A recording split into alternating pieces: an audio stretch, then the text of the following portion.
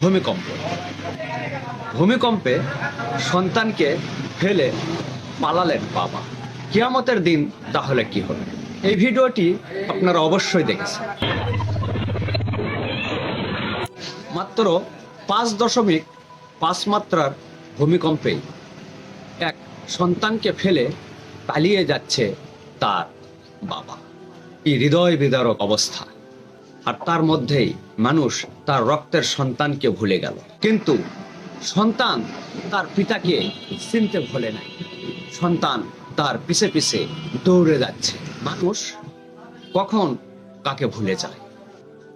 যখন সে নিজেকে বাঁচাতে ব্যাকুল হবে।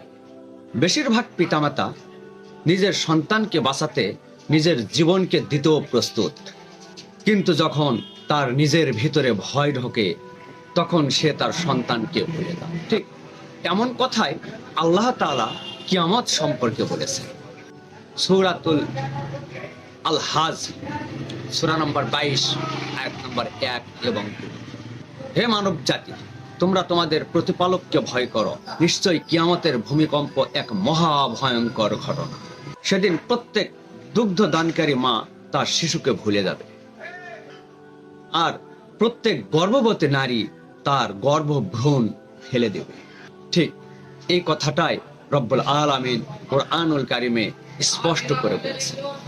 আজ আমরা দেখলাম কোরআনে বলা হয়েছে সেখানে প্রত্যেক মা তার সন্তানকে ভুলে যাবে, অথচ আজ আমরা তার চেয়েও আরো বড় বিপরীত দেখলাম, যেখানে পিতা তার সন্তানকে রেখে পালিয়ে যাচ্ছে।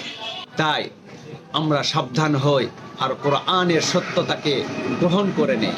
কোরআন যে কথাটা বলেছে যে কিয়ামতের দিন এই রকম অবস্থা হবে, আজ আমরা পৃথিবীতেই তার বাস্তব প্র্যাকটিক্যাল উদাহরণ দেখতে পারলাম।